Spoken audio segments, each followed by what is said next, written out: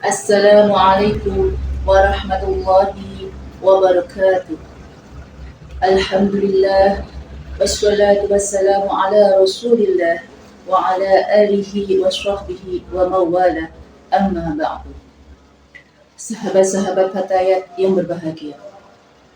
Pada kesempatan ini saya akan memaparkan sejarah puasa di kehidupan Rasulullah Shallallahu Alaihi Wasallam. Hukum Islam tidak serta-merta langsung turun serentak ketika agama Islam yang dibawa Nabi Muhammad Shallallahu Alaihi Wasallam hadir di muka bumi. Akan tetapi semuanya bertahap sesuai dengan konteks dan faktor pada masa itu.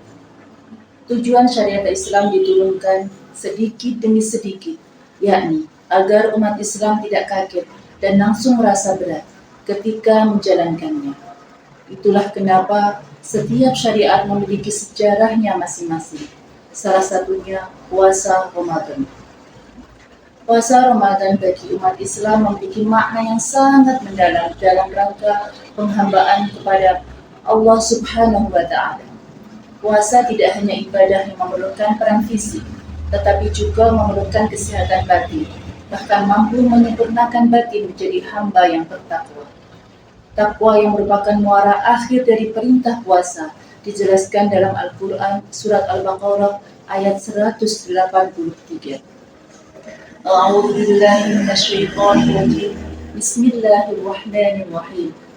Ya ayyuhalladzina amanu kutiba 'alaikumus syiyamu kama kutiba 'alal ladzina min qablikum la'allakum tattaqun.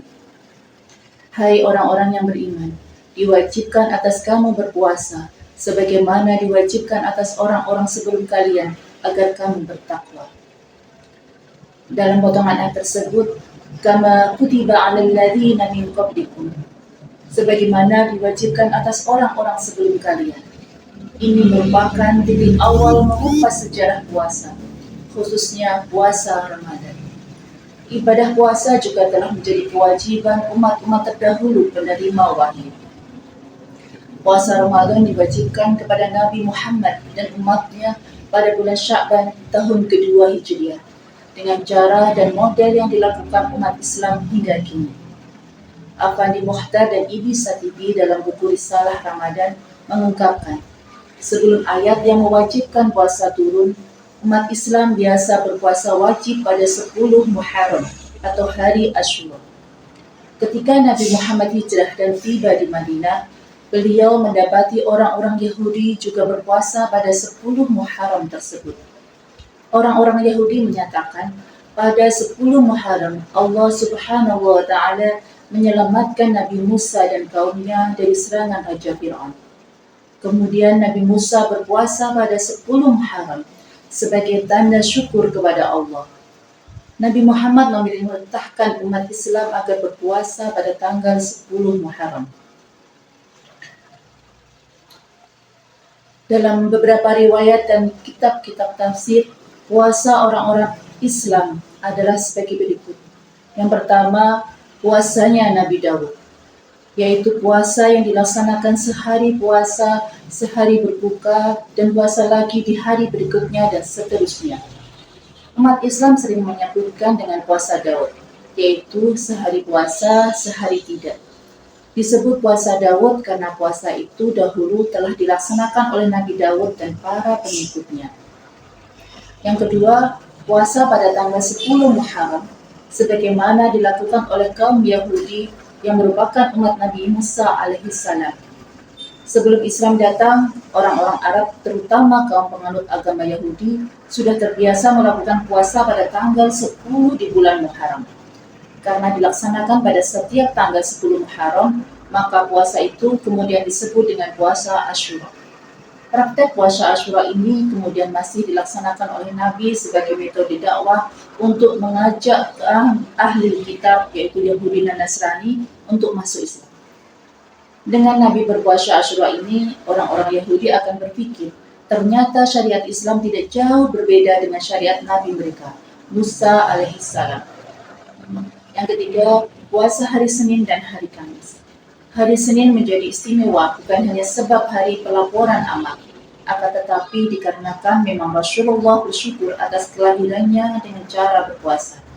Sedangkan hari Kamis menjadi istimewa karena memang pada hari itu seluruh amal dilaporkan di hadapan Allah, sehingga hari Kamis disunahkan untuk berpuasa. Nabi dan Rasul yang lain dinyatakan juga melakukan puasa. Menurut Ibnu Katsir, penulis tafsir Ibnu Katsir, Nabi Adam alaihissalam berpuasa selama 3 hari tiap bulan sepanjang tahun.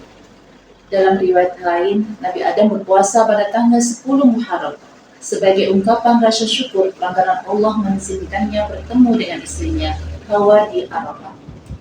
Nabi Nuh alaihissalam juga melakukan puasa ketika sedang berada di atas perahu bersama umatnya ketika banjir bandang terjadi. Nabi Ibrahim alaihissalam berpuasa ketika Raja Namrud memerintahkan mengumpulkan kayu bakar untuk membakar diri Nabi Ibrahim. Ketika beliau dilemparkan ke api yang berkobar, beliau dalam keadaan berpuasa. Sampai akhirnya Allah memerintahkan agar api itu menjadi dingin dan tidak sedikit pun membakarnya. Nabi Yusuf alaihissalam juga berpuasa ketika sedang menjalani masa tahanan akibat difitnah telah berbuat tidak senonoh dengan Zulaikha. Nabi Yunus alaihissalam berpuasa ketika berada dalam perut ikan paus. Nabi Ayub alaihissalam yang diuji dengan banyak cobaan juga berpuasa sebagai sarana mendekatkan diri kepada Allah Subhanahu wa Ta'ala. Demikianlah puasa para ahli kitab dan para nabi dan rasul sebelum Nabi Muhammad SAW. Boleh dikatakan ibadah puasa hampir dilakukan oleh para nabi dan umat-umat sebelum Islam. Yang membedakannya hanya pada tata cara atau kaifiyat puasanya. Tujuannya sama, yaitu berusaha mendekatkan diri kepada Allah Subhanahu wa Ta'ala, Tuhan yang Maha Esa. Allah Subhanahu wa Ta'ala menurunkan sebuah ayat yang dijelaskan dalam surat Al-Baqarah ayat 187 yang menyatakan umat Islam diperbolehkan makan, minum, dan berhubungan intim dengan para istrinya sepanjang malam bulan puasa hingga terbit fajar. Tentu saja ayat tersebut disambut gembira oleh umat Islam kala itu, sembari memanjatkan syukur atas kasih sayang Allah Subhanahu wa Ta'ala. Itulah penjabaran dari sejarah puasa Ramadan. Semoga menjadikan kita lebih semangat dalam menjalankan ibadah puasa Ramadan ini. Semoga juga kita bisa mengerjakan puasa yang sunnah, seperti Sunan Kamis, Daud, Yaumuddin. Semoga bermanfaat bagi kita semua. Puasa bulan ini tahun ini bisa berjalan dengan barokah, manfaat untuk kita semua. Akhir kata, wassalamualaikum warahmatullahi wabarakatuh.